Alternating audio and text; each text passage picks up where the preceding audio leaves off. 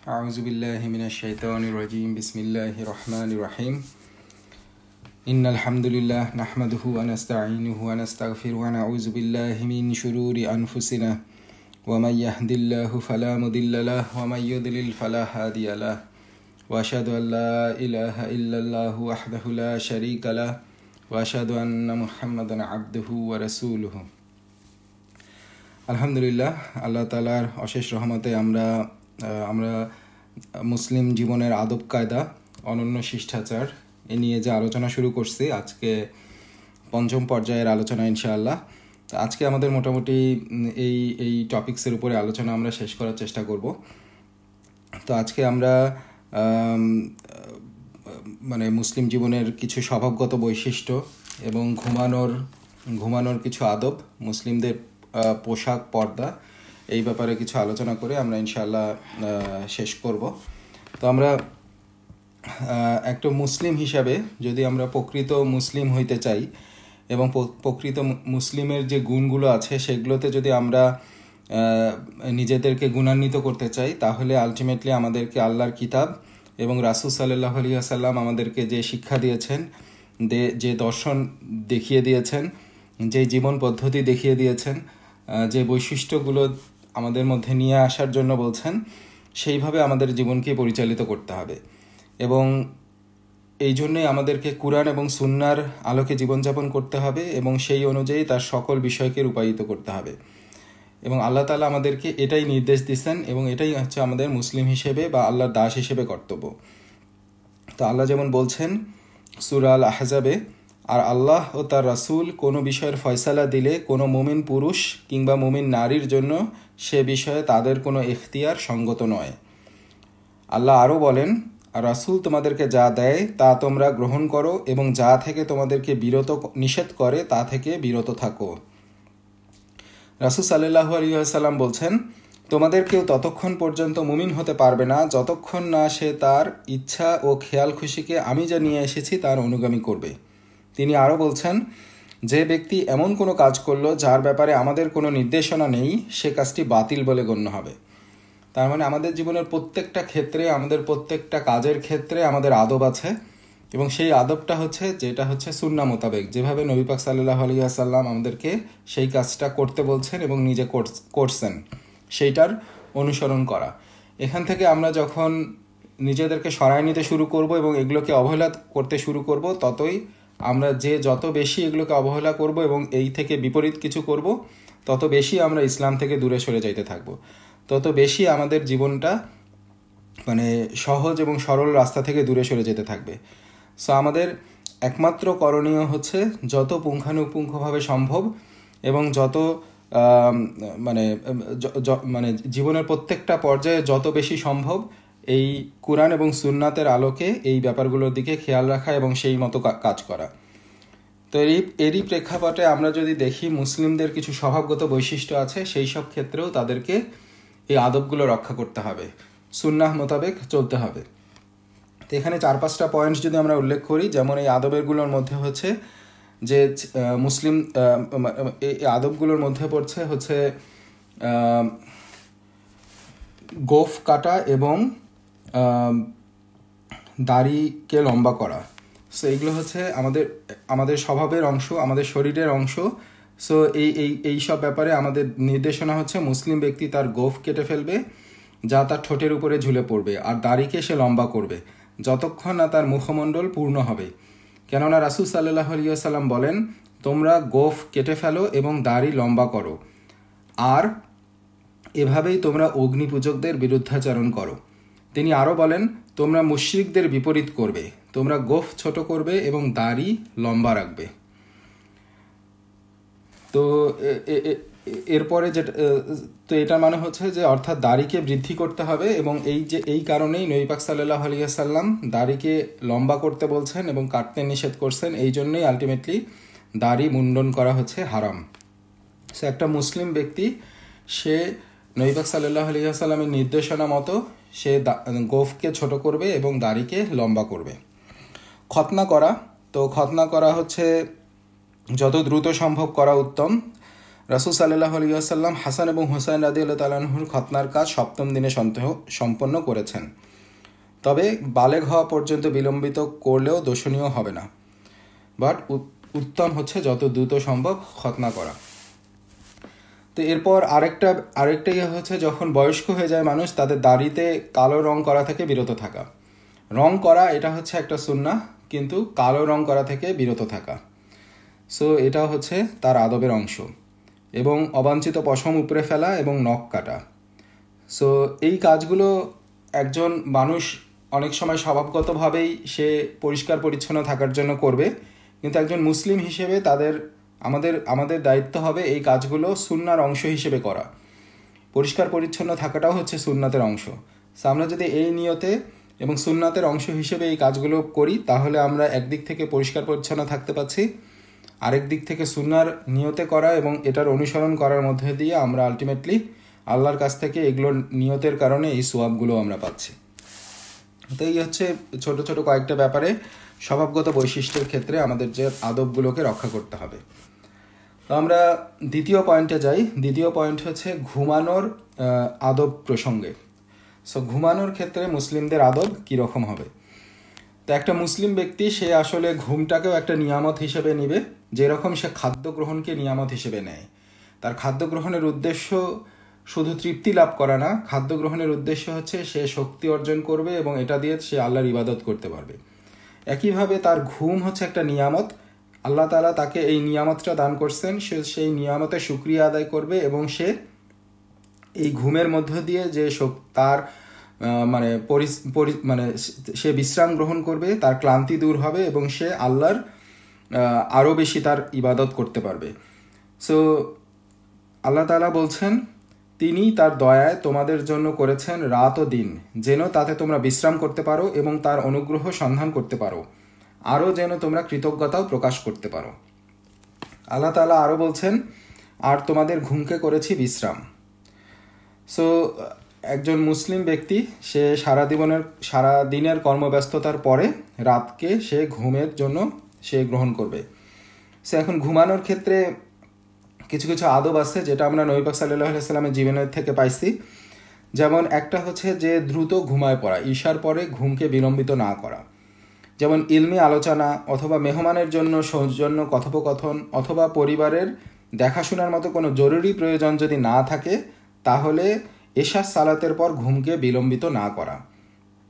কেননা আবু বারজা রাদিয়াল্লাহু তাআলা আনহু থেকে হাদিস বর্ণনায় আসছে, রাসূল সাল্লাল্লাহু আলাইহি ওয়াসাল্লাম এশার সালাতের পূর্বে ঘুমানো এবং তারপরে কথা বলা অপছন্দ করতেন। অর্থাৎ ঈশার সালাতের পরে একান্ত প্রয়োজন না হলে অতিরিক্ত কোনো কথা না বলা এবং অতিরিক্ত সময় অতিক্রম না করা, ঈশার সালাতের পরে ঘুমিয়ে যাওয়া। প্রয়োজনে সকালবেলা তাড়াতাড়ি ওঠা এবং এই কাজগুলো সকালবেলায় করা, যেমন রাত জেগে পড়াশোনা করা বা অন্যান্য অপ্রয়োজনীয় কাজগুলো করে সময় কাটাতে থাকা। সো ডেফিনেটলি অপ্রয়োজনীয় সময় শুধু এশার পরেই না, কোনো সময়ই আমরা কাটাতে পারবো না, কিন্তু স্পেশালি এশার সালাতের পরে আমরা একান্ত প্রয়োজন ছাড়া ঘুমায় পড়ব। এবং আমাদের যদি পড়াশোনার কাজ থাকে তাহলে সেটা আমরা ভোরবেলা উঠে বা আরও দ্রুত ঘুম থেকে উঠে সেই কাজগুলো করতে পারি। এটা আমাদের পড়াশোনাকে আমাদের সহজে মেমোরাইজ করা বা এটা বোঝার জন্যও সহজ ওই সময়টা। তো যাই হোক, এক কথায় একটা মুসলিম ব্যক্তি সে তার আদব হচ্ছে সে দ্রুত ঘুমায় পড়বে এবং এশার পরে বিলম্ব করবে না। 2 নাম্বার হচ্ছে অজু করা ছাড়া না ঘুমানোর চেষ্টা করা। রাসূল সাল্লাল্লাহু আলাইহি ওয়াসাল্লাম থেকে হাদিস বর্ণনায় আসছে যে উনি বারা ইবনে আযেব রাদিয়াল্লাহু তাআলা আনহুকে উদ্দেশ্য করে বলেন, যখন তুমি ঘুমাতে যাবে তখন অজু করে নাও, যেমনিভাবে তুমি সালাত আদায়ের জন্য অজু করে থাকো। সো এটা হচ্ছে আরেকটা সুন্নাহ যে অজু করে ঘুমাতে যাওয়া। এবং ঘুমাতে যাওয়া বিছানায় যাওয়ার আগে বিছানাকে ঝেড়ে নেওয়া। নবী পাক সাল্লাল্লাহু আলাইহি ওয়াসাল্লামের হাদিস থেকে এটাও নির্দেশনা আসছে যে ঘুমানোর আগে বিছানাকে ঝেড়ে নেওয়া। সো আমরা অনেক সময় মোস্ট অফ দ্য টাইমই আমরা বিছানা ঝেড়ে নেই, বাট আমরা যদি এটাকে সুন্নাতের অংশ হিসেবে মনে করি এবং নবী পাক সাল্লাল্লাহু আলাইহি ওয়াসাল্লাম এটা নির্দেশনা দিয়েছেন, এটা মনে করে আমরা যদি করি তাহলে আমরা সেখান থেকে এক্সট্রা সোয়াব হাসিল করতে পারি। তো এরপর ঘুমানোর সময় শুরুতে ডান কাত হয়ে শুয়ে থাকা। কখনোই আমরা বাম কাত হতে পারবো না তা না, ঘুমের মধ্যে স্বাভাবিকভাবেই আমাদের কাত পরিবর্তন হবে, কিন্তু ঘুমানোর শুরুতে ডান কাত হয়ে শুয়ে পড়া এবং তার ডান পাশকে বালিশ রূপে গ্রহণ করা। সো এটা হচ্ছে সুন্নতের অংশ। তো এরপর রাতে অথবা দিনে ঘুমানোর সময় উপুর হয়ে না শোয়া। হাদিস শরীফে আসছে নবী সাল্লাল্লাহু আলাইহি ওয়াসাল্লাম বলেন, এটা জাহান্নামীদের শোয়া। তিনি আরও বলেন, এটা এমন শোয়া যা আল্লাহ তাআলা পছন্দ করেন না। সো এটা হচ্ছে সেই জন্য আমাদের ঘুমানোর সময় উপুর হয়ে শোয়াকে মানে এটা থেকে বিরত থাকতে হবে। তারপর হাদিসে বর্ণিত বিভিন্ন জিকির এবং দোয়াসমূহ পাঠ করা, যেমন হচ্ছে 33 বার আলহামদুলিল্লাহ, সুবহানাল্লাহ, আল্লাহু আকবার, এগুলোকে এই জিকিরগুলো করা। সো এটার মানে নবী পাক সাল্লাল্লাহু আলাইহি ওয়াসাল্লাম এটা আমাদেরকে জানাইছেন ফাতিমা এবং আলী রাদিয়াল্লাহু তাআলা আনহুর একটা ঘটনার মধ্যে দিয়ে। যেমন আলী এবং ফাতিমা রাদিয়াল্লাহু তাআলা আনহু রাসূল সাল্লাল্লাহু আলাইহি ওয়াসাল্লামের কাছে তাদের ঘরের কাজে সহযোগিতা করার জন্য একজন খাদেম চাইছিলেন। তো এই সময় নবী পাক সাল্লাল্লাহু আলাইহি ওয়াসাল্লাম তাদের উদ্দেশ্য করে বলছিলেন, তোমরা যা আবেদন করেছো আমি কি তোমাদের তার চেয়ে উত্তম কিছু শিখিয়ে দিব না? তোমরা যখন শোয়ার জন্য বিছানা গ্রহণ করবে তখন 34 বার আল্লাহু আকবার, 33 বার সুবহানাল্লাহ এবং 33 বার আলহামদুলিল্লাহ বলবে, কারণ এটা তোমাদের জন্য খাদেমের চেয়ে অনেক বেশি উত্তম। সো আমাদের বিছানায় যাওয়ার পরে এই জিকিরগুলো করা আমাদের ঘুমানোর আদবের অংশ। এছাড়া আরও বিভিন্ন হাদিস বা বিভিন্ন সুন্নাতের অংশ হিসেবে অন্যান্য আরও কিছু সূরা আমরা পড়তে পারি, যেমন সূরা আল ফাতিহা, সূরা আল বাকারার প্রথম দিকের কিছু আয়াত এবং আয়াতুল কুরসি, সূরা বাকারার শেষ অংশের কিছু আয়াত। বা আমরা এগুলো ডিটেলস আরও এই কোন কোন আয়াত এবং সূরা আমরা কিছু পড়তে পারি এগুলো আমরা আরও ডিটেলস দেখে নিতে পারি। বাট এই মোটা দাগে এই আয়াতুল কুরসি পড়া, সূরা ফাতিহা পড়া, আল বাকারার কিছু অংশ পড়া, এগুলো হচ্ছে সুন্নাতের অংশ। তো শোয়ার সময় দোয়া করা, আল্লাহুম্মা বিসমিকা আমুতু ওয়া আহিয়া, এটা হচ্ছে ঘুমানোর দোয়া। এবং যখন মুসলিম ব্যক্তি ঘুম থেকে উঠবে সকালবেলায় তখনও সে দোয়া করবে। যেমন ঘুম থেকে ওঠার পর মানে বিছানা থেকে ওঠার পূর্বেই বলবে, সকল প্রশংসা সে আল্লাহর জন্য যিনি আমাদেরকে মৃত্যুদান করার পরে পুনরায় জীবনদান করেছেন, আর তার নিকট আমাদেরকে ফিরে যেতে হবে। কারণ আমরা জানি কুরআনেও ঘুমকে একটা মৃত্যু হিসেবে উল্লেখ করা হয়েছে। যখন আমরা ঘুমাই তখন আমাদের সাময়িক মৃত্যু ঘটে এবং আল্লাহ তাআলা তার ইচ্ছায় আবার আত্মাটাকে আমাদের দেহে ফেরত দেন এবং আমরা তখন ঘুম থেকে জাগ্রত হই। তো এগুলো হচ্ছে স্বল্প পরিসরে ঘুমানোর কিছু আদব।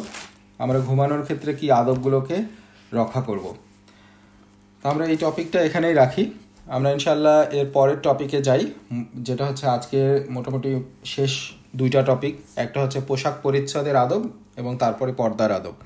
তো দুইটাই মোটামুটি ইন্টার রিলেটেড। তো এটার উপরে আমরা আলোচনা করি, যেটা হচ্ছে পোশাক পরিচ্ছদের আদব সম্পর্কে হচ্ছে যে মুসলিম ব্যক্তি মনে করবে পোশাক পরিচ্ছদ আল্লাহ তাআলার মানে এটা আল্লাহ তাআলা তার বাণীর মাধ্যমে নির্দেশ প্রদান করছেন। যেমন তিনি বলেন, হে বনি আদম, প্রত্যেক সালাতের সময় তোমরা সুন্দর পোশাক গ্রহণ করো আর খাও এবং পান করো, কিন্তু অপচয় করো না। নিশ্চয়ই তিনি অপচয়কারীদেরকে পছন্দ করেন না। এবং এটা হচ্ছে আল্লাহ তাআলার পক্ষ থেকে বনি আদমের জন্য অনুগ্রহ। তিনি অনুগ্রহ করেছেন। তিনি বলেন, হে বনি আদম, অবশ্যই আমরা তোমাদের জন্য পোশাক নাজিল করেছি, তোমাদের লজ্জাস্থান ঢাকা ও বেশভূষার জন্যে, আর তাকওয়ার পোশাক এটাই সর্বোত্তম। সো আল্লাহ তাআলা আমাদেরকে বিশেষ কারণে আমাদেরকে পোশাক নাজিল করছেন, কিন্তু তার মধ্যে তাকওয়ার পোশাক, আল্লাহ ভীতির পোশাক, এটাই হচ্ছে সর্বোত্তম। কারণ এই আল্লাহ ভীতির পোশাক বা তাকওয়ার পোশাক আমাদেরকে আল্লাহ যেভাবে আমাদেরকে পর্দা করতে বলছেন, পোশাক পরিধান করতে বলছেন, সেগুলোকে ইনক্লুড করে এবং সেই সাথে সাথে আর সব কিছুকেই ইনক্লুড করে। রাসূল সাল্লাল্লাহু আলাইহি ওয়াসাল্লাম তার বাণীর মাধ্যমে নির্দেশ দিয়েছেন। তিনি বলেন, তোমরা খাও, পান করো, পোশাক পরিধান করো এবং দান করো, তবে অপচয় ও অহংকার করো না। তো এখন আমাদের মানে পোশাকের মধ্যে আমাদের আদবটা কি হবে, কোন পোশাকটা আমাদের জন্য বৈধ, কোন পোশাকটা আমাদের জন্য অবৈধ, এবং কোন পোশাকটা হচ্ছে পছন্দনীয় এবং কোন পোশাকটা অপছন্দনীয়, এইসব ব্যাপারে মুসলিম ব্যক্তির কিছু দায়িত্ব এবং কর্তব্য রয়েছে। সো একইভাবে দায়িত্ব এবং কর্তব্য কি, কোনটা বৈধ এবং কোনটা অবৈধ, এগুলো হচ্ছে এটাকে যাচাই করা এবং এটাকে যাচাই করা কুরআন এবং সুন্নাহর আলোকে, এবং সেই হিসেবে নিজের পোশাককে নির্ধারণ করা এবং সেই হিসেবে নিজের পোশাক পরিধান করা। তা আমরা এই ব্যাপারে ডিটেলস নির্দেশনা পাই নবী পাক সাল্লাল্লাহু আলাইহি ওয়াসাল্লামের হাদিসগুলো থেকে এবং তার কর্মের মধ্য দিয়ে, এবং সাহাবা এবং নবী পাক সাল্লাল্লাহু আলাইহি ওয়াসাল্লাম নবী পত্নী এবং তাদের কর্মের মধ্য দিয়ে আমরা এই ব্যাপারে ডিটেলস নির্দেশনা পাই। তো আমরা কিছু কিছু নির্দেশনা দেখার চেষ্টা করি। সাধারণভাবে রেশমি পোশাক পরিধান না করা, তাই তা কাপড়ের ক্ষেত্রে হোক অথবা পাগড়িতে হোক অথবা যে কোনো পোশাকেই হোক। কেননা রাসূল সাল্লাল্লাহু আলাইহি ওয়াসাল্লাম বলেন, তোমরা রেশমি পোশাক পরিধান করো না, কারণ দুনিয়াতে যে ব্যক্তি তা পরিধান করবে আখিরাতে সে তা পরিধান করা থেকে বঞ্চিত হবে। তাছাড়া নবী সাল্লাল্লাহু আলাইহি ওয়াসাল্লাম তার ডান হাতে রেশম ও বাম হাতে স্বর্ণ নিয়ে বলেন, এই দুটি জিনিস আমার উম্মতের পুরুষদের জন্য ব্যবহার করা হারাম। তিনি আরও বলেন, রেশমের পোশাক ও সোনার জিনিস আমার উম্মতের পুরুষদের জন্য হারাম করা হয়েছে এবং তাদের নারীদের জন্য হালাল করে দেওয়া হয়েছে। সো এটা হচ্ছে পুরুষদের জন্য হারাম কিন্তু নারীদের জন্য হালাল। সো এটা হচ্ছে একটা আদব, একটা নির্দেশনা। এরপর হচ্ছে তার কাপড় অথবা পাজামা অথবা কোট অথবা চাদর এমন লম্বা না হওয়া যা তার 2 টাকনুর নিচে চলে যায়। কেননা রাসূল সাল্লাল্লাহু আলাইহি ওয়াসাল্লাম বলেন, 2 টাকনুর নিচে তহবন্ধ যে পরিমাণ স্থান ঢেকে রাখবে তা জাহান্নামে যাবে। তিনি আরও বলেন, তহবন্ধ বা পাজামা, জামা ও পাগড়ি তা সাধারণত ঝুলিয়ে দেয়া হয়, আর যে ব্যক্তি অহংকার বশত এরূপ কিছু ঝুলিয়ে দিবে কিয়ামতের দিন আল্লাহ তার প্রতি তাকাবেন না। তিনি আরও বলেন, যে ব্যক্তি অহংকার বশত তার কাপড় ঝুলিয়ে দেবে কিয়ামতের দিন আল্লাহ তাআলা তার প্রতি তাকাবেন না। সো এখানে আমাদের নির্দেশনা হচ্ছে ছেলেদের জন্য মানে পাজামা বা প্যান্ট এগুলো আলটিমেটলি তার পায়ের নিচে, গোড়ালির নিচে যেতে পারবে না। সো টাকনুর নিচে এটা আর বাড়বে না, টাকনুর উপরে থাকবে। এবং যেটা বলা হচ্ছে যে অহংকার বশত এই কাপড়গুলোকে ঝুলিয়ে দিবে কিয়ামতের দিন আল্লাহ তাআলা তার দিকে তাকাবেন না। তো মুসলিম রমণী কর্তৃক এমন লম্বা পোশাক পরিধান করা যা তার 2 পায়ের পাতাকে ঢেকে দেয়, তার ওড়নাকে মাথার উপর এমনভাবে ঝুলিয়ে দেয় যাতে তার ঘাড়, গলা, বুক ঢেকে যায়। কেননা আল্লাহ তাআলা বলেন, হে নবী, আপনি আপনার স্ত্রীদের, কন্যাদের ও মুমিনদের নারীদেরকে বলুন তারা যেন তাদের চাদরের কিছু অংশ নিজেদের উপর টেনে দেয়। আল্লাহ তাআলা আরও বলেন, আর তারা তাদের গলা ও বুক যেন মাথার কাপড় দ্বারা ঢেকে রাখে, আর তারা যেন তাদের স্বামী, পিতা ছাড়া কারো কাছে তাদের সৌন্দর্য প্রকাশ না করে। আয়েশা রাদিয়াল্লাহু তাআলা আনহা থেকে বর্ণনায় আসছে, আল্লাহ তাআলা প্রথম সারির মুহাজির রমণীদের প্রতি রহম করুন। যখন আল্লাহ নাজিল করলেন যে আয়াতটা আমরা এর আগের ইয়াতে শুনলাম, যে আর তারা তাদের গলা ও বুক যেন মাথার কাপড় দ্বারা ঢেকে রাখে, তখন তারা নিজের কোমরে বাঁধা কাপড় খুলে নিয়ে সঙ্গে সঙ্গে ওড়না বানিয়ে ফেললো এবং তা দিয়ে শরীর ঢেকে ফেললো। সো এটা হচ্ছে যখন এই আয়াত নাজিল হলো, এরপর যারা নারী সাহাবী ছিলেন তাদের আমলের কথা আয়েশা রাদিয়াল্লাহু তাআলা আনহা বর্ণনা করছেন। সো এখানে প্রসঙ্গত আরেকটা কথা বলে রাখা যে আমরা আসলে কি কাপড় পরবো, আমরা কি বোরখা পরবো নাকি পায়জামা পাঞ্জাবি পরবো নাকি কোন কাপড়টা সুন্নাহ, এর থেকে বড় ইম্পর্টেন্ট হচ্ছে আসলে কাপড়ের ক্ষেত্রে আমাদের কিছু দিক নির্দেশনা দেয়া আছে, এই জিনিসগুলোকে আমাদেরকে মেনটেন করতে হবে, তাহলেই সেটা সুন্নাহ মোতাবেক ড্রেস হিসেবে পরিগণিত হবে। যেমন আমরা মেয়েদের ক্ষেত্রে কিছু দিক নির্দেশনা পেলাম, ছেলেদের ক্ষেত্রে কিছু দিক নির্দেশনা পেলাম, এরপরে আরও কিছু দিক নির্দেশনা সামনে আসবে যেগুলো আমরা দেখব। যেমন হচ্ছে তার একটা হচ্ছে যে এমন পোশাক পরিধান না করা যা তার শরীরের সাথে আটসাট হয়ে লেগে থাকে, এটা ছেলেদের ক্ষেত্রেও এবং মেয়েদের ক্ষেত্রেও, এবং তাতে তার 2 হাত বের করার মতো জায়গা রাখা না হয়। রাসূল সাল্লাল্লাহু আলাইহি ওয়াসাল্লাম এই ধরনের পোশাক পরিধান করতে নিষেধ করেছেন।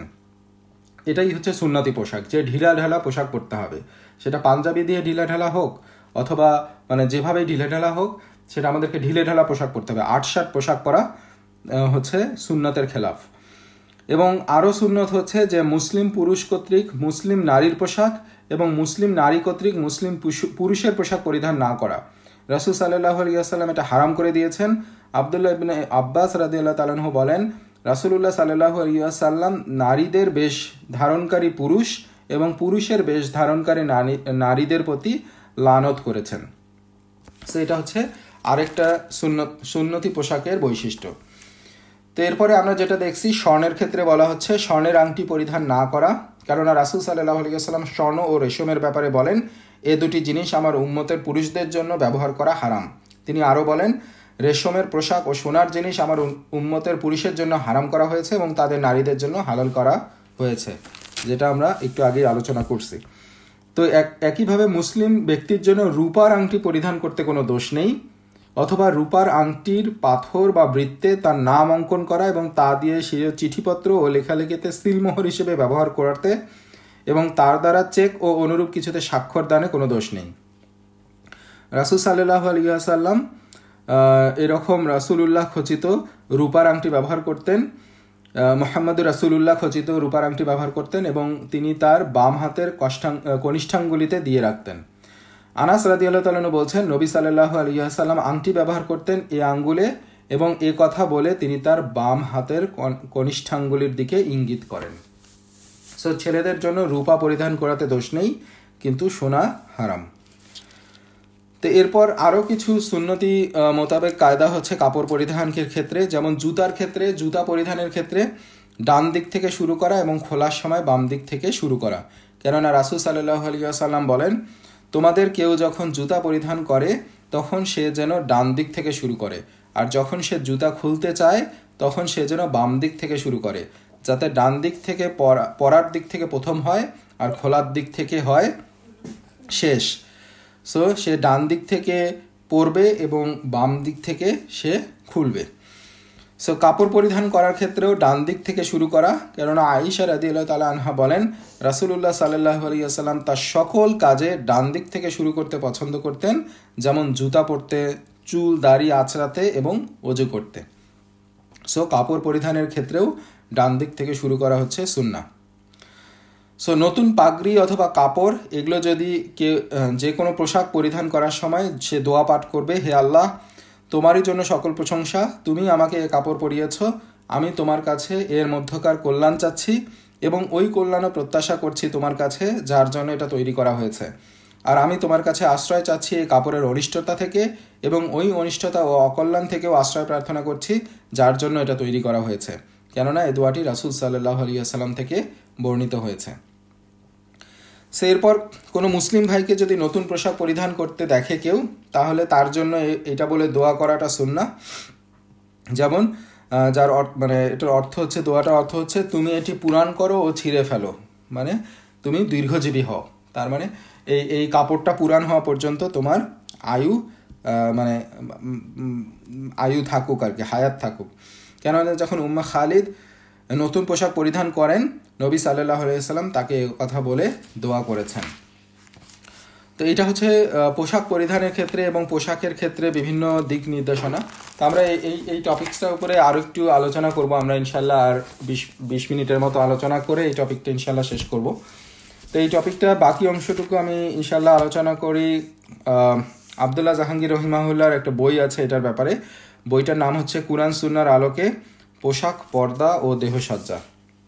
সেই বইটা থেকে আমরা আরও কিছু ব্যাপার তুলে নিয়ে আসি। এটা পুরো বইটাই হচ্ছে এই টপিক্সের উপরে। আমরা ইনশাল্লাহ এটা বইটা গো থ্রু করার চেষ্টা করতে পারি, বাট আমরা 15-20 মিনিটে কিছু ইম্পর্টেন্ট অংশ এখানে আলোচনা করি। যেমন এখানে বলা হচ্ছে যে বর্জন করব আমরা কোন পোশাক, তার মধ্যে হচ্ছে অহংকার ও প্রসিদ্ধির পোশাক বর্জন করা।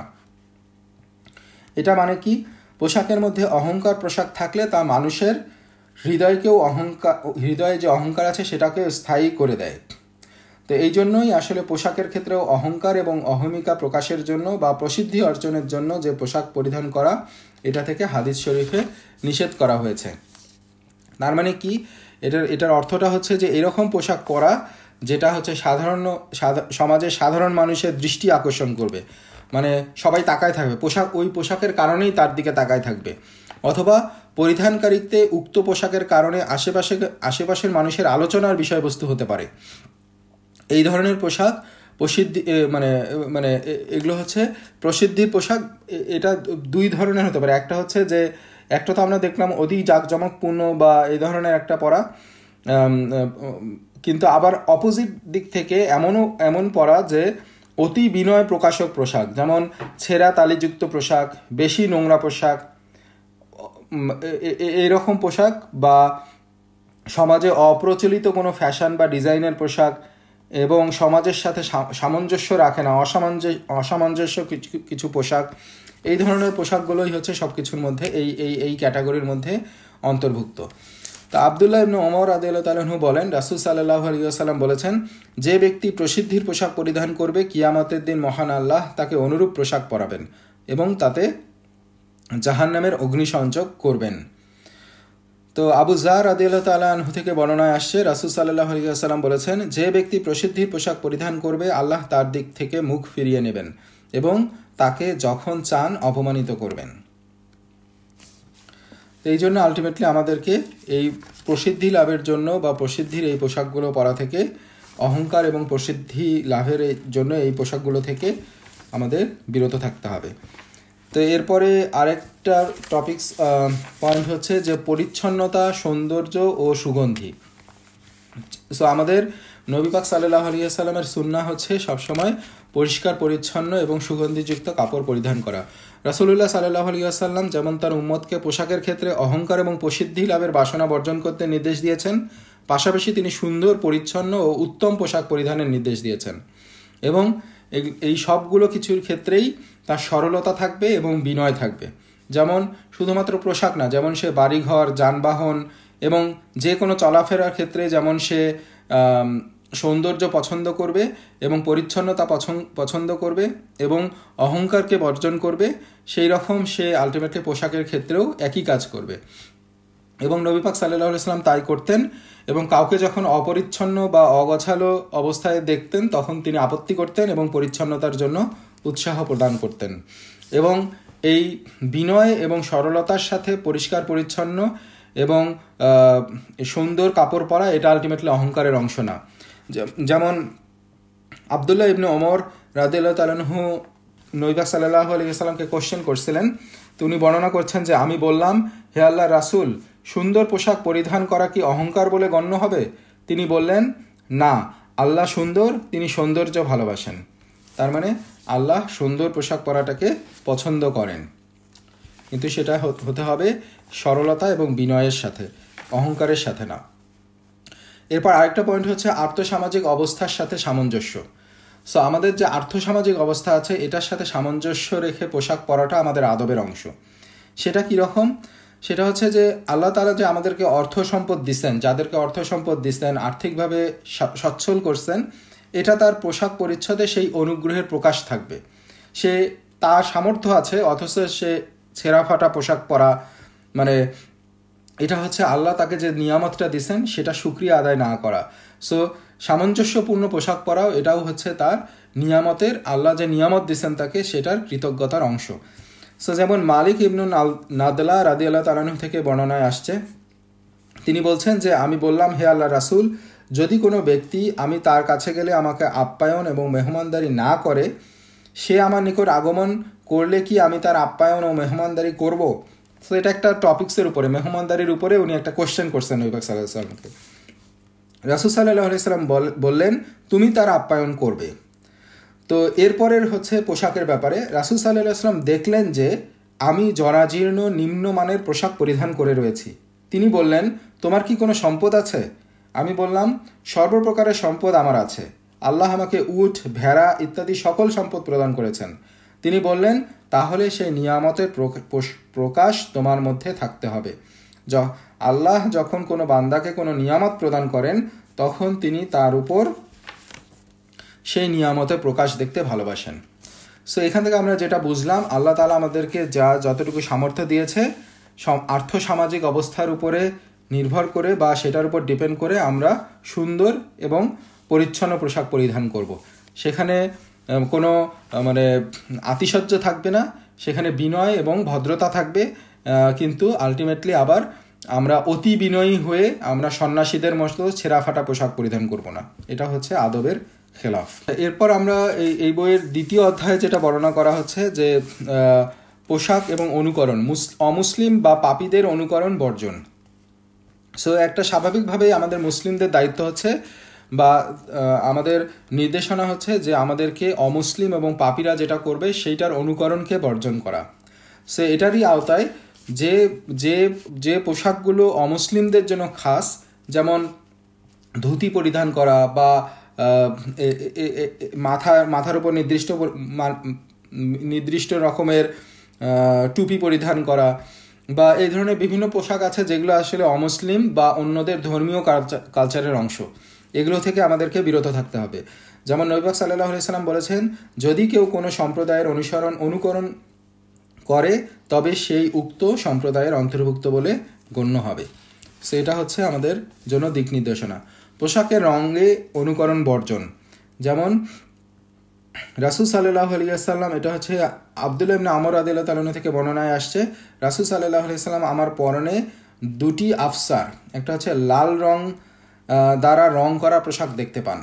তিনি বলেন, এগুলো কাফিরদের পোশাকের অন্তর্ভুক্ত, তুমি এগুলো পরবে না। আচ্ছা, তো এটা হচ্ছে পোশাকের কালারের ক্ষেত্রে বর্জনের নির্দেশ। তো এরপর আমরা এই বইয়ের 4র্থ অধ্যায় থেকে আমরা ইনশাআল্লাহ আলোচনা করি কিছুক্ষণ। তো এটা হচ্ছে এই 4র্থ অধ্যায়ে আলোচনায় আসছে মহিলাদের পোশাক ও পর্দা। সো পোশাক এবং পর্দা বলতে আলটিমেটলি মানে প্রথমে আমাদেরকে বুঝতে হবে যে আলটিমেটলি এই পর্দা বলতে আসলে ইসলামকে কি বলা হয়েছে এবং পর্দার গুরুত্ব কি, এইটা ইসলামে কিভাবে এটাকে গুরুত্বায়িত করা হয়েছে এবং কেন এটাকে করা হয়েছে। সো পর্দার ক্ষেত্রে দেখা যায় যে আমাদের অনেক ক্ষেত্রে মনে করা যায় পর্দা হচ্ছে শুধুমাত্র মেয়েদের ক্ষেত্রে, এই ধরনের অনেকের মধ্যে ধারণা থাকে এবং তারা ছেলেদের কোনো পর্দা আছে এই ব্যাপারেই তাদের কোনো ধারণা নাই, এটা হচ্ছে এক ধরনের।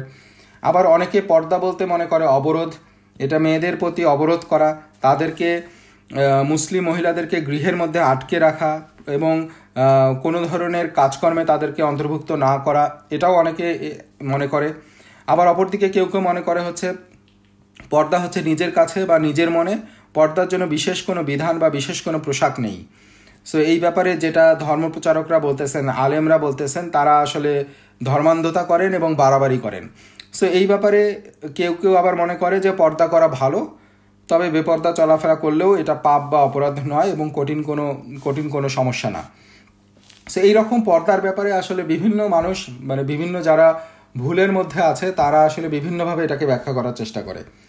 কিন্তু আলটিমেটলি আমরা যদি দেখি কুরআন সুন্নাহর আলোকে পর্দার ব্যাপারে কি দিক নির্দেশনা দেওয়া আছে, কারণ আমাদের মুসলিম হিসেবে আমাদের দায়িত্ব হচ্ছে যে আমরা যখন আল্লাহকে বিশ্বাস করছি, নবী পাক সাল্লাল্লাহু আলাইহি ওয়াসাল্লামকে বিশ্বাস করছি, তখন আসলে আমাদের আশেপাশে আমাদের সোসাইটিতে কি প্রচলিত আছে বা কোন সভ্যতা আমাদেরকে কি শিখাইলো এবং সেটা দিয়ে আমরা কি বুঝতে পারলাম, অথবা আমরা আমাদের বুদ্ধি খাটায়ে আমরা কোনটাকে মনে করতেছি আধুনিকতা এবং কোনটাকে পশ্চাৎপদতা, এগুলো মুসলিম হিসেবে আমাদের কাছে গ্রহণযোগ্য কোনো যুক্তি না বা গ্রহণযোগ্য কোনো পদক্ষেপ না কোনো কিছুকে বোঝার জন্য বা কোনো নির্দেশনা বোঝার জন্য, কোনো কি করব এটাকে উপলব্ধি করার জন্য। একটা মুসলিম হিসেবে আমাদের সবসময় ফিরে যেতে হবে কুরআন এবং সুন্নাহর ক্ষেত্রে, এবং কুরআন এবং সুন্নাতে আমাদেরকে যাকে যেভাবে যতটুকু করতে বলা হয়েছে, মুসলিম হিসেবে আমি বাধ্য সেইটুকু করার জন্য।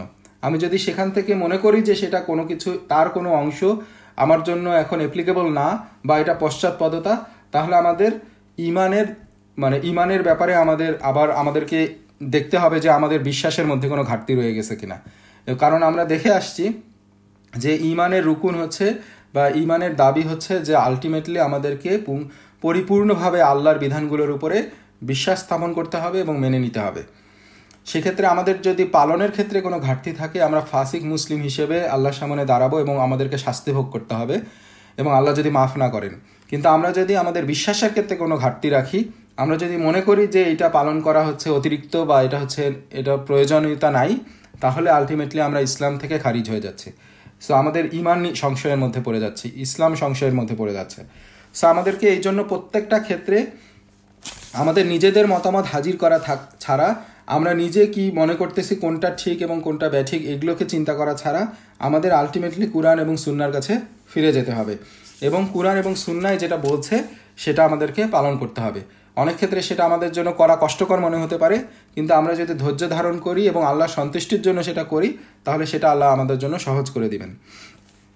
আমরা দেখি যে পর্দাটা আসলে কি। পর্দা হচ্ছে ফার্সি শব্দ। নর্মালি আমরা পর্দা বলতে যেটা বুঝি সেটা আসছে হচ্ছে হিজাব শব্দের অনুকরণে। হিজাব হচ্ছে আরবি শব্দ, এইটার অনুকরণেই ফার্সি শব্দটা হচ্ছে পর্দা, যেটা হচ্ছে বাংলায় বেশি প্রচলিত এবং প্রসিদ্ধ। তো হিজাবের ক্ষেত্রে আমরা যদি যাই, আরবি শব্দে হিজাবের অর্থ হচ্ছে আড়াল বা আবরণ। সো ইসলামী পরিভাষায় হিজাব অর্থ শুধু পোশাকের আবরণ না। আমরা মনে করি হিজাব মানে হচ্ছে শুধুমাত্র পোশাক পরা, মানে শুধুমাত্র পোশাকের দ্বারা আড়াল করা একটা, আবার মনে করি যে শুধুমাত্র মেয়েদের জন্য হিজাব করা। সো দুই ক্ষেত্রেই আলটিমেটলি আমাদের ধারণার ক্ষেত্রে ঘাটতি রয়ে গেছে। যেমন ইসলামের পরিভাষায় হিজাব শুধু পোশাকের আবরণ নয়, বরং সামগ্রিক একটি সমাজ ব্যবস্থা। এই সমাজ ব্যবস্থার অংশ পুরুষ এবং নারীরাও, যাতে এবং নারী এবং পুরুষের মধ্যে অপবিত্র ও অবৈধ সম্পর্কে এবং নারীর প্রতি পুরুষের অত্যাচারী আচরণ রোধের বিভিন্ন ব্যবস্থা থাকে। কারণ এই এই এই মানে মানে আচ্ছা, তো আমরা এই বিভিন্ন ব্যবস্থার যদি অংশ হিসেবে দেখি যে কী রকম কয়েকটা পয়েন্ট যদি উল্লেখ করি, যেমন এই হিজাবের অন্তর্ভুক্ত হচ্ছে যে সমাজ মানে, এবং এটার উদ্দেশ্য হচ্ছে যে সমাজে অশ্লীলতা প্রসার ঘটতে পারে এরূপ সকল কথা বা কর্ম থেকে বিরত থাকা। সো এটা হচ্ছে হিজাবের অংশ, এই পর্দার অংশ। অশ্লীলতার প্রচার বা প্রসারমূলক কাজে লিপ্তদেরকে শাস্তি প্রদান করা, এটা হচ্ছে এই পুরো প্যাকেজের অংশ। সন্তানদেরকে পবিত্রতা ও সততার উপর প্রতিপালন করা এবং অশ্লীলতার প্রচারক এবং বিভিন্ন ধরনের অপরাধ প্রবণতামূলক কর্ম, কথা এবং দৃশ্য থেকে তাদেরকে দূরে রাখা। কারো আবাসগৃহে বা বাড়িতে প্রবেশের পূর্বে অনুমতি গ্রহণের ব্যবস্থা এবং বিনা অনুমতিতে প্রবেশের নিষেধাজ্ঞা, সেটা বাড়িতে প্রবেশের ক্ষেত্রে এবং অন্দরমহলে প্রবেশের ক্ষেত্রে এবং কারো ঘরে প্রবেশের ক্ষেত্রে। দৃষ্টিকে সংযত রাখা, নারী এবং পুরুষের শালীনতাপূর্ণ পোশাক পরিধান করা, নারী এবং পুরুষের অবাধ মেলামেশা বন্ধ করা, সঠিক সময়ে প্রাপ্তবয়স্ক ছেলেমেয়েদেরকে বিবাহ দেয়া, বিধবা ও বিপত্নিক ব্যক্তিদের প্রয়োজনে বিবাহের উৎসাহ দেয়া, দাম্পত্য জীবনে স্বামী স্ত্রীর মধ্যে বিশ্বস্ততা ও আন্তরিকতা বজায় রাখার ব্যবস্থা গ্রহণ করা। সো আমরা দেখতে পাচ্ছি যে পর্দা বা হিজাবের অন্তর্ভুক্ত এই সব কিছু অংশ। সো এখানে দৃষ্টি সংযত করা আমরা যখন বলছি, তখন আল্লাহ তাআলা প্রথমে ছেলেদের দৃষ্টিকে সংযত করতে বলছেন, তারপরে মেয়েদেরকেও এই নির্দেশনা দিচ্ছেন। আমরা যখন পোশাকের ক্ষেত্রে বলছি, তখন আল্লাহ তাআলা ছেলেদেরও সুন্নতি কিছু পোশাক আছে, তাদের ক্ষেত্রেও কিছু আওরা আছে, এবং মেয়েদের কিছু পোশাক আছে, তাদের ক্ষেত্রে আওরা আছে। হ্যাঁ, ছেলে এবং মেয়েদের শারীরিক গঠনের জন্য আল্লাহ তাআলা এর পরিধি এবং এর পোশাকের ক্ষেত্রে কিছু বিভিন্নতা আছে, কিছু ব্যতিক্রম আছে, কিন্তু আলটিমেটলি দুইজনের ক্ষেত্রেই, পুরুষ এবং নারী উভয়ের ক্ষেত্রেই শালীনতাপূর্ণ পোশাক পরিধান করতে হবে। যখন আমরা অবাধ মেলামেশা বন্ধের কথা বলি, তখন এটা প্রথমত আল্লাহ তাআলা পুরুষদেরকে নির্দেশ করছেন এবং তারপরে নারীরাও এটার অন্তর্ভুক্ত। অর্থাৎ নারী এবং পুরুষ প্রত্যেকের ক্ষেত্রেই অবাধ মেলামেশা বন্ধের ক্ষেত্রে উদ্যোগ নিতে হবে এবং এটাকে পালন করতে হবে। সো আমরা আরেকটু সামনের দিকে যাই যে এইসব ক্ষেত্রে কী কী নির্দেশনাগুলো আছে। যেমন আমরা যে টপিকটা নিয়ে আলোচনা করলাম যে ছেলে এবং মেয়েদের ক্ষেত্রে আওরা বা সতর, এটার মধ্যে পার্থক্য আছে। তা আমরা ছেলেদের ক্ষেত্রে যেটা দেখি যে সেটা হচ্ছে কোমর থেকে নাভি থেকে পায়ের হাঁটু পর্যন্ত, এটা হচ্ছে তার আওরাতের অংশ, এটাকে সবসময় তাকে ঢেকে রাখতে হবে। সো মহিলাদের ক্ষেত্রে এটা আরেকটু বেশি, সেটা হচ্ছে আমরা এবং কতটুকু অংশ, শরীরের কতটুকু অংশ আওরাতের অন্তর্ভুক্ত হবে, এইটাও আমাদেরকে আলটিমেটলি আল্লাহ তাআলা কুরআনে যেভাবে বর্ণনা করছেন এবং নবী পাক সাল্লাল্লাহু আলাইহি সাল্লাম যেভাবে এক্সপ্লেইন করছেন, সেইভাবেই আমাদেরকে এটাকে পালন করতে হবে। তো এক্ষেত্রে আমরা দিক নির্দেশনা পাই সূরা নূরে। আল্লাহ তাআলা 30 এবং 31 নম্বর আয়াতে এই ব্যাপারে ক্লিয়ারলি ডিটেলস বর্ণনা করছেন। আল্লাহ তাআলা বলছেন, আমরা আয়াতটা আগে দেখি, দুইটা আয়াত। সেটা হচ্ছে যে মুমিনদেরকে বলুন তারা যেন তাদের দৃষ্টিকে সংযত করে এবং লজ্জাস্থানের হেফাজত করে, এই তাদের জন্য অধিকতর পবিত্র। তারা যা করে আল্লাহ সে বিষয়ে অবহিত।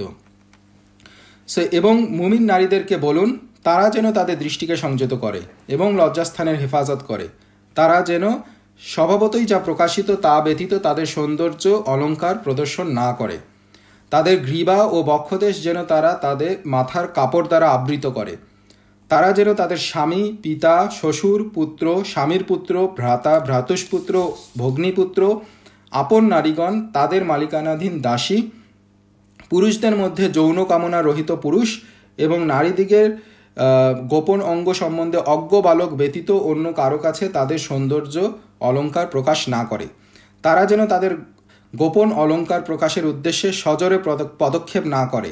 হে মুমিনগণ, তোমরা সকলে আল্লাহর দিকে প্রত্যাবর্তন করো যাতে তোমরা সফলকাম হতে পারো।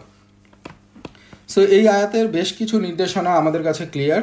যেমন কয়েকটা পয়েন্ট এরকম হচ্ছে যে আল্লাহ তাআলা বিশ্বাসী নারী পুরুষদেরকে চারিত্রিক পবিত্রতা ও সফলতা পথের নির্দেশনা দিয়েছেন।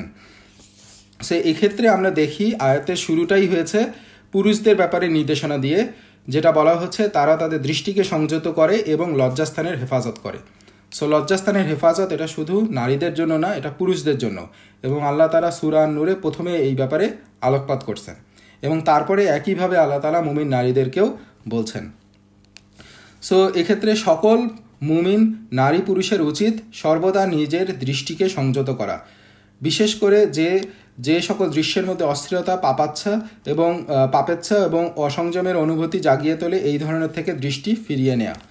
সো দ্বিতীয়ত, আল্লাহ তাআলা সবাইকে লজ্জাস্থানের হেফাজত করতে এবং পবিত্র জীবনযাপন করতে নির্দেশ দিয়েছেন এবং আল্লাহ তাআলা আমাদেরকে স্মরণ করিয়ে দিয়েছেন যে তিনি আমাদের গোপন প্রকাশ্য সব কিছুই জানেন, যেন আমরা গোপনে এবং প্রকাশ্যে সর্বাবস্থায় সৎ এবং পবিত্র থাকি। সো এরপরে আল্লাহ তাআলা সৎ এবং পবিত্র জীবনযাপনের জন্য অন্যতম মাধ্যম শালীন পোশাক দ্বারা সৌন্দর্য, অলঙ্কার এগুলোকে আবৃত করতে বলছেন। এবং এই আয়াতে নারীদের ক্ষেত্রে পোশাক এবং পর্দার বিধান দান করেছেন। সো আমরা যেটা দেখলাম যে আমাদেরকে আলটিমেটলি লজ্জাস্থানের হেফাজত করতে হবে এবং সৎ ও পবিত্র জীবনযাপন করতে হবে। সো এইটারই অংশ হচ্ছে শালীন পোশাক।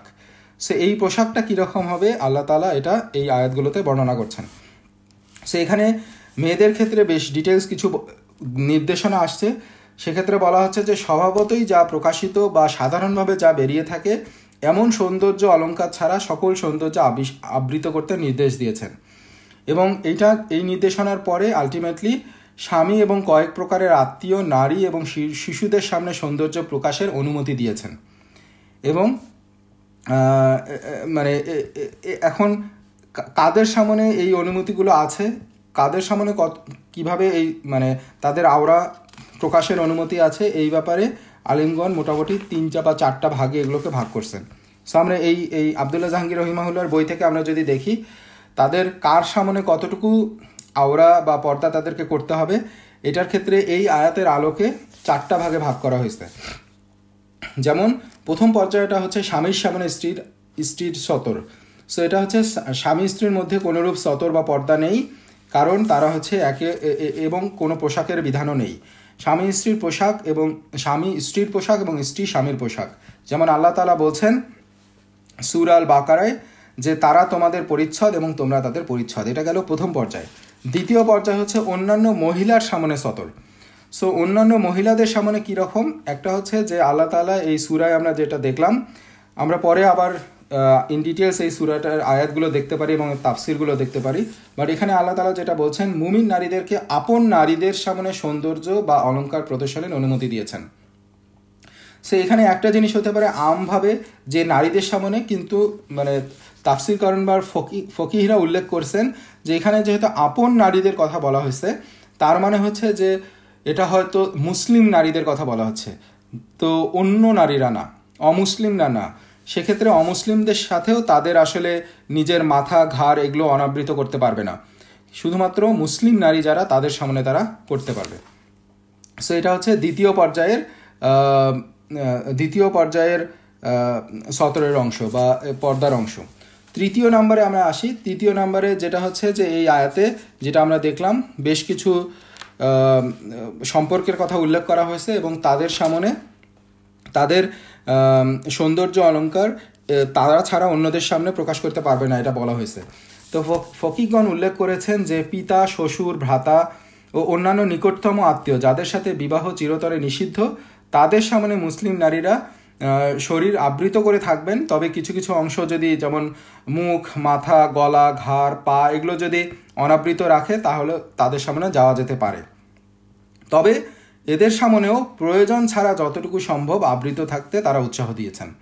সো এটা হচ্ছে ফকিহদের এই আয়াতের আলোকে এটা থেকে ব্যাখ্যা। কিন্তু কখনো যদি তারা যদি যায় তাহলে সেটা তাদের জন্য জায়েজ, না জায়েজ হবে না।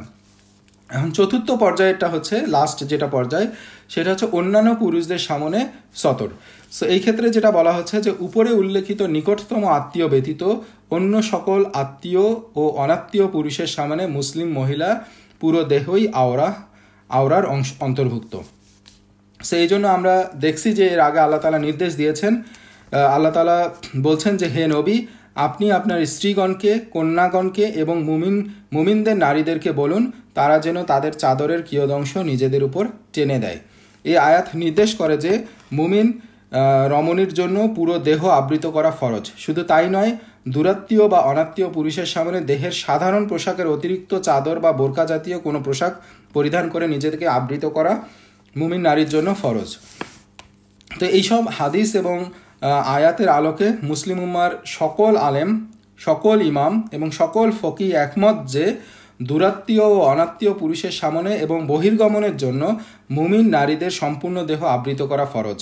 উপরের আয়াতে স্বভাবতই বা প্রকাশিত কথাটির ব্যাখ্যার বিভিন্ন ক্ষেত্রে আচ্ছা এখানে এটুকু আমরা বুঝলাম, কিন্তু এই আয়াতে যেটা বলা হয়েছে যে স্বভাবতই যে অংশটুকু মানে প্রকাশিত হয়ে যায় সেইটুকু ছাড়া, সো এইখানে আলেমরা কিছু দ্বিমত করছেন।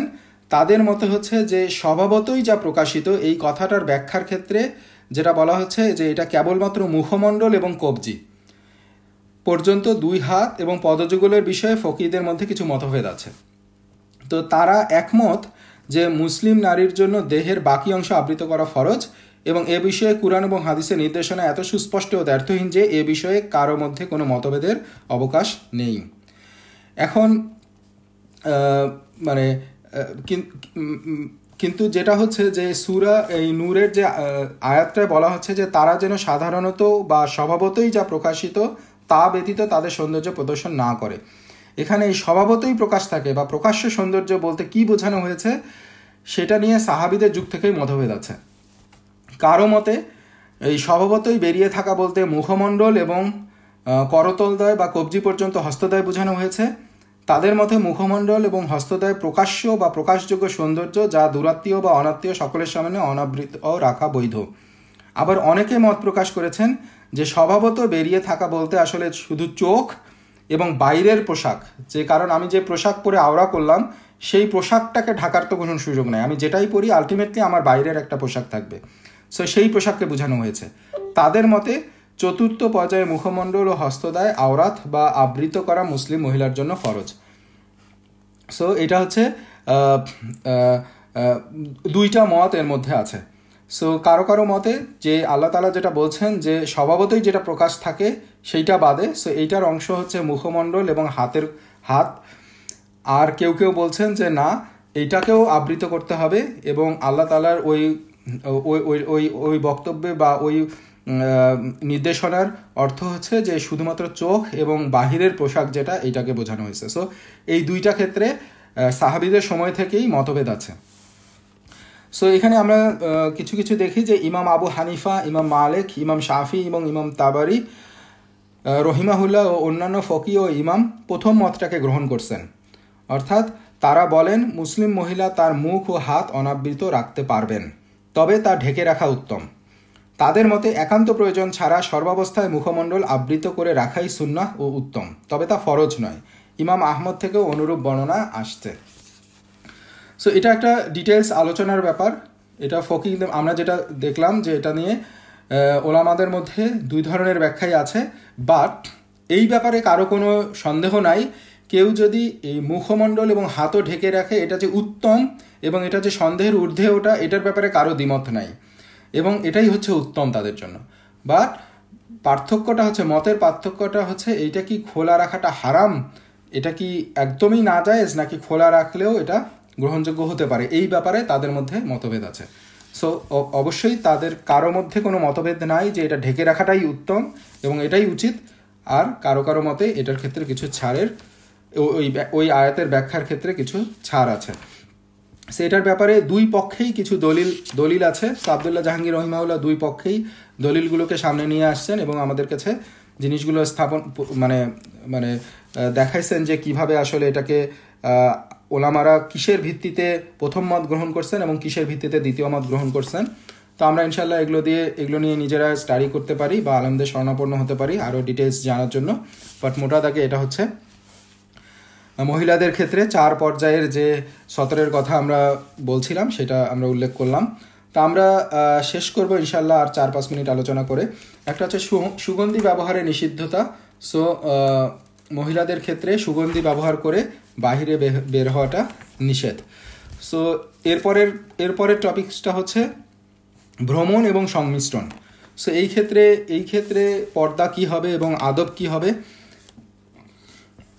সো ইসলামের হিজাব অর্থ শুধু ঘরের বাইরে যেতে হলে মেয়েদের ঢেকে রাখা না, এবং এটা হচ্ছে যে আলটিমেটলি কোনো অবক্ষয় এবং কলুষতা প্রসার করতে পারে এরকম সকল কর্ম এবং আচরণ থেকে বিরত রাখা।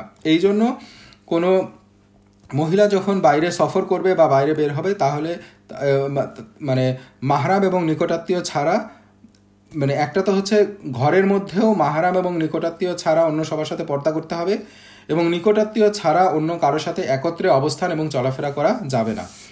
যেমন নবী পাক সাল্লাল্লাহু আলাইহি ওয়াসাল্লাম বলেছেন, মাহরাম নিকটাত্মীয়ের উপস্থিতি ছাড়া কোনো পুরুষ কোনো নারীর সাথে একান্তে বা একা থাকবে না, তেমনিভাবে মাহরাম নিকটাত্মীয় সঙ্গ ছাড়া কোনো মেয়ে একা সফর করবে না। সো উকবা ইবনে ওমর রাদিয়াল্লাহু তাআলা আনহু বলেন, রাসূল সাল্লাল্লাহু আলাইহি ওয়াসাল্লাম বলেন, তোমরা মেয়েদের কাছে গমন অবশ্যই পরিহার করবে। আনসারদের মধ্যে এক ব্যক্তি প্রশ্ন করল, হে আল্লাহ রাসূল, দেবর, ভাসুর বা শ্বশুরবাড়ির পুরুষদের জন্য ভাবির সাথে দেখা সাক্ষাতের বিষয়ে আপনার মতামত কি? তিনি উত্তরে বলেন, দেবর, ভাসুর ইত্যাদি শ্বশুরবাড়ির পুরুষ আত্মীয়গণ মৃত্যু সমতুল্য, অর্থাৎ মৃত্যুকে যেভাবে এড়িয়ে চলতে চাও ঠিক সেইভাবে এদেরকে এড়িয়ে চলবে। এদের সাথে পর্দার বাইরে দেখা সাক্ষাৎ করা বা কথাবার্তা মৃত্যুর মতোই ভয়ঙ্কর। সো এটা হচ্ছে এই হাদিসের ব্যাখ্যা আর কি। তো নবী পাক সাল্লাল্লাহু আলাইহি সাল্লামের উক্তি হচ্ছে যে দেবর, ভাসুর ইত্যাদি শ্বশুরবাড়ির পুরুষ আত্মীয়গণ মৃত্যু সমতুল্য। তো এখন আমরা এই হাদিসের আলোকে স্বামীর আত্মীয় বা বন্ধু, ভগ্নিপতি বা তার আত্মীয় স্বজন, চাচাতো ভাই, খালাতো ভাই, ফুপাতো ভাই বা এ ধরনের দূরবর্তী আত্মীয়ের সাথে পূর্ণ পর্দা করা, তাদের সাথে একত্রে অবস্থান বা চলাফেরা না করার গুরুত্ব এবং প্রয়োজনীয়তা আমরা বুঝতে পারছি। পর্দার এই সকল দিক অবহেলা করলে যেমন আখিরাতে ভয়ানক শাস্তি কারণ, তেমনি পার্থিব জীবনে অবক্ষয়, অবনতি ও কলুষতা প্রসারের অন্যতম কারণ। আল্লাহ ও তার রাসূল সাল্লাল্লাহু আলাইহি ওয়াসাল্লামের সকল নির্দেশ পূর্ণভাবে পালনের মধ্যে রয়েছে মুসলমানদের পরকালীন মুক্তি ও পার্থিব সফলতা। তো এখন কথা হচ্ছে যে আমরা কতটুকু কথা বলতে পারবো। আমরা যদি ছোট করে করি যে আলটিমেটলি আমাদের কাজিন বা মানে আত্মীয় যারা আছে, যাদের সাথে আমাদের পর্দা করা ফরজ, সেক্ষেত্রে আমাদের এটিকেটটা কি হবে? এটিকেট এতটুকু হতে পারে যে আমাদের প্রয়োজনের অতিরিক্ত কথা না বলা এবং প্রয়োজন ছাড়া কোনো কথা না বলা। যেমন হঠাৎ দেখা হলো অনেকদিন পর, সালাম বিনিময় হলো, তারা কেমন আছে, তাদের বাচ্চারা কেমন আছে, বাবা মা কেমন আছে, এই ব্যাপারে কুশলাদি জিজ্ঞাসা করা। কিন্তু তাদের সাথে হাসাহাসি করা, সিরিয়াস কোনো অহেতুক সময় পার করা, এই ধরনের কথাগুলো এগুলো হচ্ছে আমাদের জন্য নাজায়েজ, বা এগুলো হচ্ছে পর্দার খেলাফের অংশ। এবং যতটুকু কথা আমাদের বলতে হয় কুশলাদি বিনিময়ের জন্য, সেটাও হচ্ছে সেখানে নরম সুরে কথা বলা বা এগুলো থেকেও নিষেধ করা হয়েছে। যেমন আল্লাহ তাআলা, আমরা যে সূরা আহজাবের যে আয়াতগুলো দেখলাম 30-31, এর পরের আয়াতে আল্লাহ তাআলা বলছেন, হে নবী পত্নীরা, তোমরা অন্য নারীদের মতো নও। যদি তোমরা আল্লাহকে ভয় করো তবে পরপুরুষের সাথে কোমল কণ্ঠে এমনভাবে কথা বলো না যাতে অন্তরে যার বেধি আছে সে প্রলুব্ধ হয়, এবং তোমরা ন্যায়সঙ্গত কথা বলবে। তার মানে এখানে পুরুষ বা মহিলাদের, বা বিশেষ করে এই আয়াতে নারীদেরকে কোমলভাবে অন্য পরপুরুষের সাথে কথা বলতে নিষেধ করা হয়েছে। সেগুলো হচ্ছে আল্লাহ এবং রাসূলের সুস্পষ্ট বিধান এবং সুস্পষ্ট দিক নির্দেশনা, যেটা আমাদেরকে সমাজের স্থিতিশীলতা বজায় রাখার জন্য এবং সবার যতটুকু সম্মান প্রাপ্য সেই সম্মান রক্ষা করার জন্য যেটা প্রয়োজন, এইভাবে আল্লাহ তাআলা আমাদেরকে এই বিধানগুলো দিয়েছেন এবং আমরা এই বিধানগুলোকে মানার জন্য মুসলিম হিসেবে বাধ্য। সো এখন ছেলেদের ক্ষেত্রেও যেটা আওরাতের কথা বলা হয়েছে, যে ছেলেদের পর্দার ক্ষেত্রেও সেটাও আমরা উল্লেখ করছি অল্প পরিসরে। বাট আমরা লাস্ট যে টপিকটা নিয়ে আলোচনা করে শেষ করতে চাই, সেটা হচ্ছে যে নারীর পর্দা বনাম পুরুষের দায়িত্ব। সো এখন নারী এবং পুরুষ সমন্বয়ে মানব সমাজ ইসলাম উভয়কে যেমন পবিত্র ও অশ্লীলতামুক্ত জীবনযাপন করতে নির্দেশ দিয়েছে, তেমনি সকলকেই নির্দেশ দিয়েছে পরস্পরের কল্যাণ ও পবিত্রতার পথে সহযোগিতা, উৎসাহ ও নির্দেশনা প্রদান করতে। সেই ক্ষেত্রে যেটা হচ্ছে যে আলটিমেটলি পুরুষদের দায়িত্ব হচ্ছে এই ব্যাপারে নারীদেরকে সহায়তা করা, এবং নারীর অধিকার রক্ষা এবং ক্ষমতায়নের ক্ষেত্রে যেরকম পুরুষের দায়িত্ব আছে, সেই রকম নারী সমাজের শালীনতা রক্ষা এবং পবিত্রতার প্রসারের ক্ষেত্রেও পুরুষের দায়িত্ব সীমাহীন। এবং তারা নিজেদেরকে এটা হচ্ছে, এবং এই নারী সমাজ সামষ্টিকভাবেই পুরুষ সমাজের জন্য একটা কঠিনতম পরীক্ষা, যারা এই পরীক্ষা এবং এইটাকেই আল্লাহ তাআলা একটা পরীক্ষা হিসেবে মানুষের কাছে পাঠিয়েছেন। যেমন রাসূল সাল্লাল্লাহু আলাইহি ওয়াসাল্লাম বলছেন, পুরুষের জন্য নারীর চেয়ে ক্ষতিকর এবং কষ্টকর কোনো পরীক্ষা আমি রেখে যাচ্ছি না। সো এই ব্যাপারে পুরুষদেরকে সাবধান হতে হবে এবং তাদেরকে তাদের যে দায়িত্ব আছে সেই দায়িত্বগুলো পালন করতে হবে। সেই দায়িত্বগুলো হচ্ছে সকল অন্যায়, অনাচার, শরীয়ত বিরোধিতা বা অশ্লীলতার ক্ষেত্রে মুমিনদের দায়িত্ব সাধ্যমতো তা সংশোধনের চেষ্টা করা, অন্তত তা ঘৃণা করা এবং সংশোধনের জন্য দোয়া ও ইচ্ছা করা। বিশেষভাবে পরিবার, আত্মীয় স্বজন এবং নিজের অধীনস্থ মানুষের প্রতি আমাদের দায়িত্ব সবচেয়ে বেশি। নিজের জন্য সতর আবৃত করা যেমন ফরজ, পুরুষদের ক্ষেত্রে বলা হচ্ছে তাদের ক্ষেত্রে সতর আবৃত করা যেমন ফরজ, তেমনিভাবে নিজের স্ত্রী এবং সন্তানদের সতর আবৃত করাও বাড়ির কর্তার উপরে ফরজ। এখন আমরা অনেক সময় শুধুমাত্র মেয়েদের ক্ষেত্রে পর্দার কথা বলি, কিন্তু কোনো পুত্র, কোনো ছেলে, মানে সে যদি নাভি থেকে হাঁটু পর্যন্ত কোনো অংশ অনাবৃত রেখে হাফ প্যান্ট পরে, বালেক ছেলে কিন্তু হাফ প্যান্ট পরে যদি বাইরে চলে যায়, তাহলে পুত্রের ন্যায় পিতাও পাপী হবে। আবার যদি কোনো স্ত্রী বা কন্যা চুল, মাথা, ঘাড় এগুলো অনাবৃত রেখে সে যদি বাইরে যায়, অথবা ঘরের মধ্যেই কোনো অনাত্মীয় বা দূরাত্মীয় পুরুষের সামনে যায়, তাহলে স্ত্রীর কন্যার সাথে স্বামী বা পিতাও সমানভাবে ফরজ দায়িত্ব পালনে অবহেলার কারণে পাপী হবে। তো আল্লাহ তাআলা বলছেন, হে মুমিনগণ, তোমরা নিজেদেরকে এবং তোমাদের পরিবার পরিজনকে রক্ষা করো অগ্নি হতে, যার ইন্ধন হবে মানুষ ও প্রস্তর, যাতে নিয়োজিত আছে নির্মম হৃদয় কঠোর স্বভাব ফেরেশতাগণ, যারা অমান্য করে না আল্লাহ যা তাদের আদেশ করেন, এবং তারা যা করতে আদিষ্ট হয় তাই করে। রাসূল সাল্লাল্লাহু আলাইহি ওয়াসাল্লাম বলছেন, সাবধান, তোমরা সকলেই অভিভাবকত্বের দায়িত্বপ্রাপ্ত এবং প্রত্যেককেই তার দায়িত্বাধীন সম্পর্কে জিজ্ঞেস করা হবে। বাড়ির কর্তা ব্যক্তি তার পরিবারের সদস্যদের দায়িত্বপ্রাপ্ত অভিভাবক এবং তাকে তাদের বিষয়ে জিজ্ঞাসা করা হবে। স্ত্রী তার স্বামীর বাড়ি ও তার সন্তানদের দায়িত্বপ্রাপ্তা এবং তাকে তার বিষয়ে জিজ্ঞাসা করা হবে। সো এক্ষেত্রে পরিবারের সদস্যদের যাদেরকে অশ্লীলমুক্ত জীবনযাপনের জন্য পরিচালিত করবে না, তাদেরকে মানে নিজেরা পর্দা করবে না, এবং পরিবারের নারী এবং কন্যাদেরকেও পর্দা অবহেলা যারা করবে না তাদের ক্ষেত্রে অবহেলা প্রদর্শন করবে, তাদেরকে হাদিসের পরিভাষায় দাইয়ুস বলা হয়েছে। দাইয়ুস অর্থ হচ্ছে যে নিজের পরিবারের সদস্যের অশ্লীলতা মেনে নেয় এবং পরপুরুষ এবং অনাত্মীয় এবং দূরাত্মীয় পুরুষের সামনে পরিপূর্ণ পর্দা ছাড়া যাওয়া, তাদের সাথে অহেতুক কথাবার্তা বলা, এগুলো হচ্ছে অশ্লীলতার অংশ এবং এগুলো আমাদের সমাজে অশ্লীলতার প্রসার ঘটায় এবং অশ্লীলতার দিকে আমাদেরকে নিয়ে যায়। একজন মুসলিম নারী সে হচ্ছে সম্মানিত, তার হিজাব তার জন্য সম্মান। একজন মুসলিম নারী কখনো একজন পরপুরুষের সামনে গিয়ে অহেতুক পুরোপূর্ণ পর্দা ছাড়া যাওয়া, এটা তার জন্য অসম্মানজনক, এবং অহেতুক কথাবার্তা এবং হাসি তামাশা করা, এটা তার জন্য অসম্মানজনক এবং এটা হচ্ছে অশ্লীলতার অংশ।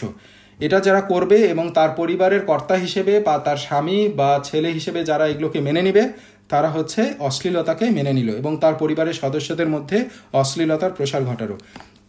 তাদের ক্ষেত্রে যেটা রাসূল সাল্লাল্লাহু আলাইহি ওয়াসাল্লামের হাদিসে আসছে, 3 ব্যক্তি জান্নাতে প্রবেশ করবে না এবং কিয়ামতের দিন আল্লাহ তাদের প্রতি দৃকপাত করবেন না, যে তার পিতামাতার অবাধ্য, পুরুষের অনুকরণকারী পুরুষালী মহিলা এবং দাইয়ুস।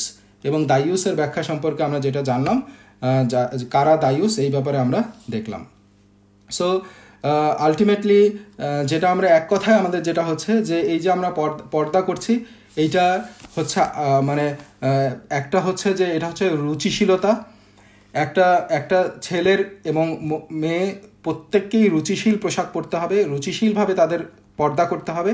একটা ছেলের জন্য যেরকম একটা মেয়ের পর্দা করাটা ফরজ, একটা মেয়ের জন্য সেরকম পর্দা করাটা ফরজ, এবং এটা হচ্ছে একটা রুচিশীল এবং আত্মমর্যাদা সম্পন্ন একটা আমল, এবং এটা হচ্ছে একটা আদবের একটা অংশ, এবং এটাই হচ্ছে আমাদের রুচির পরিচায়ক। এবং আমরা যদি ঠান্ডা মাথায় চিন্তা করি যে আমরা অনেক সময় আমাদের সমাজে প্রচলিত হওয়ার কারণে আমরা অনেক সময় খোলামেলা পোশাক পরা বা পরিপূর্ণ হিজাব করে না যাওয়াটাকে আমরা স্বাভাবিক মনে করি এবং এটাকেই আধুনিকতা মনে করি, কিন্তু একদিক থেকে যদি আমরা চিন্তা করি, যারা পরিপূর্ণভাবে পোশাক পরে তারা আসলে রুচিশীলতার আরও কাছাকাছি। তাদের আত্মসম্মানবোধ এবং আত্মমর্যাদা হচ্ছে আরও সুন্নাহ এবং কুরআন এবং সুন্নাহর কাছাকাছি, এবং তাদের আত্মমর্যাদা বোধ প্রবল। সো এটা হচ্ছে একটা রুচির অংশ। এবং আমরা যেটা দেখলাম, এটা সমাজের স্থিতিশীলতা রক্ষা করার জন্য, অশ্লীলতার প্রসার থেকে দূরে থাকার জন্য, এবং পরিবারের মধ্যে শান্তি সৃষ্টি করার জন্য, এবং সন্তানদের মধ্যে এটাকে ছড়ায় দেওয়ার জন্য। কারণ পরিবার যখন স্থিতিশীল থাকবে, শান্তিময় থাকবে, স্বামী স্ত্রীর মধ্যে যখন বোঝাপড়া এবং সেটা থাকবে, এইটা সন্তানদের মধ্যে যাবে এবং নেক্সট জেনারেশন মুসলিম উম্মাহ সেইভাবে গড়ে উঠবে। সো আমাদের সমাজে স্থিতিশীলতার জন্য এটা ইম্পর্টেন্ট। আমরা আত্মমর্যাদা নিয়ে আলোচনা করলাম, আত্মমর্যাদার জন্য এটা ইম্পর্ট্যান্ট। এবং সর্বোপরি ব্যাপার হচ্ছে আল্লাহর দাস হিসেবে আল্লাহ আমাদেরকে যেভাবে করতে বলছেন, আমি যেহেতু আল্লাহকে বিশ্বাস করি এবং আল্লাহর প্রত্যেকটা কথা সেটা আমার বুঝে আসুক বা না আসুক, সেটা আমার কাছে সঠিক মনে হোক বা না হোক, সেটাকে আমি দাস হিসেবে মেনে নেই এবং সেটাকে আমি সর্বোচ্চ প্রতিপালনের চেষ্টা করি এবং এর মধ্য দিয়েই আমি আমার জীবনে সফলতা অর্জন করি। কারণ এর বিনিময়ে আমি জান্নাত পাবো, আল্লাহর কাছে পুরস্কার পাবো, এবং এটা যদি আমি না করি তাহলে এর বিনিময়ে কঠিন আযাব আমার জন্য অপেক্ষা করছে। সো সব দিক থেকে চিন্তা করলে আলটিমেটলি একটা মুসলিম পুরুষ এবং মুসলিম নারীর জন্য তাদের পর্দা করতে হবে, তাদের দৃষ্টিকে সংযত করতে হবে। যেইভাবে একটা পুরুষকে মুসলিম নারীর সাথে হিজাব করতে হবে, সেই একইভাবে একটা মুসলিম নারীকে মুসলিম পুরুষ থেকে হিজাব করতে হবে। সো এইভাবেই আল্লাহ তাআলা যার জন্য যতটুকু সাব্যস্ত করছেন, যেভাবে সাব্যস্ত করছেন, সেইভাবে আমাদেরকে প্রতিপালন করতে হবে। এবং মুসলিম হিসেবে এটাই হচ্ছে আমাদের আদবের অংশ, এটাই হচ্ছে অনন্য শিষ্টাচার। এবং এই শিষ্টাচার আমাদের সমাজের মধ্যে আজকে অনেকভাবে অবহেলিত আমাদের অধিকাংশ পরিবারের ক্ষেত্রে। সো আমাদেরকে আবার সুন্নাহর মধ্যে ফিরে আসতে হবে, আমাদের আখলাকগুলোকে আবারও এই ক্ষেত্রে সুন্দর করতে হবে, আমাদেরকে আবার ইসলামী আদবের মধ্যে ফিরে আসতে হবে। তাহলে আমরা আসলে আমাদের ওই আত্মমর্যাদা বোধটা আমরা ফিল করতে পারবো এবং আমরা আল্লাহর আদেশ এবং নবীর সুন্নাহ পালনের যে আত্মতৃপ্তি আছে, সেই আত্মতৃপ্তিও পাইতে থাকবো। তখন আমাদের কাছে আসলে কোনো প্রতিবন্ধকতা, সমাজে কে কি বললো এবং আমাদের এটা কি কষ্ট হচ্ছে, এই প্রতিবন্ধকতাগুলোকে আমাদের তো কঠিন মনে হবেই না, বরঞ্চ আমরা আসলে এটা নিজে আলটিমেটলি এগুলোর প্রতিরোধক হিসেবে এবং সমাজ থেকে এগুলো সরায় দেওয়ার জন্য, পরিবার থেকে সরায় দেওয়ার জন্য আমরা আগ্রহী হব এবং কাজ করতে শুরু করব, যেটার বিনিময়ে আল্লাহ তাআলা আমাদেরকে উত্তম জাযা দান করবেন। এনিওয়ে, এটা অনেক লম্বা একটা টপিক। আমরা আব্দুল্লাহ জাহাঙ্গীর রহিমাহুল্লাহর এই বইটা আমরা গো থ্রু করতে পারি এবং এই ব্যাপারে আরও ডিটেলস আমরা আলেমদের পরামর্শ নিতে পারি, বিভিন্ন লেকচার শুনতে পারি, কারণ এটা আমাদের জন্য খুবই ইম্পর্ট্যান্ট। তো যাই হোক, আমরা আমাদের আলোচনাটা এখানেই শেষ করি। আমরা জাস্ট 2-1 মিনিটে যদি রিক্যাপ করি, আমরা গত 4 পর্ব এবং আজকের পর্ব মিলে আমরা মুসলিম জীবনের বিভিন্ন পর্যায়ে বিভিন্ন ক্ষেত্রের আদবগুলো নিয়ে আমরা আলোচনা করছি। আমাদের আখলাক কীরকম হবে, আমাদের স্বভাব চরিত্র কীরকম হবে, সেগুলো নিয়ে আমরা আলোচনা করছি। সেটা আমরা একটা জুতা পরার আদব কী হবে সেটা থেকে শুরু করে আল্লাহর হক, একটা মানুষের সাথে আমাদের ব্যবহার এবং মানুষের সাথে আচরণ, পশু পাখির সাথে আচরণ, নিজের সাথে আচরণ, নিজের নফসের সাথে আচরণ কি হবে, সেই পুরো অংশটা আমরা খুবই অল্প পরিসরে, খুবই ছোট ছোট করে কাভার করার চেষ্টা করছি। এর বাইরেও আরও অনেক কিছু আছে, কারণ ইসলাম এত পুঙ্খানুপুঙ্খভাবে আমাদের কাছে বর্ণনা করছে, নবী পাক সাল্লাল্লাহু আলাইহি সাল্লাম এত পুঙ্খানুপুঙ্খভাবে আমাদের কাছে সব কিছু নিদর্শন এবং সব কিছু শিক্ষা দিয়ে গেছেন, যেগুলো নিয়ে আমাদের আরও স্টাডি করতে হবে। ইনশাল্লাহ আমরা করব, বাট আমরা যতটুকু আলোচনা করছি সেগুলো আমরা ইনশাল্লাহ আমাদের নিজেদের আখলাকে নিয়ে আসার চেষ্টা করব ইনশাল্লাহ। এই পুরো আলোচনায় যা ভুলভ্রান্তি হয়েছে সেটা আমার পক্ষ থেকে এবং আমার জ্ঞানের স্বল্পতার জন্য, এবং যা কিছু ভালো তা আল্লাহর পক্ষ থেকে। আল্লাহ তাআলা এর মধ্যে থেকে আমাদের যদি কিছু ভালো যা কিছু আছে তা আমাদেরকে পালন করার তৌফিক দান করুক ইনশাআল্লাহ। তা আমরা আজকের আলোচনাটা এখানেই শেষ করি।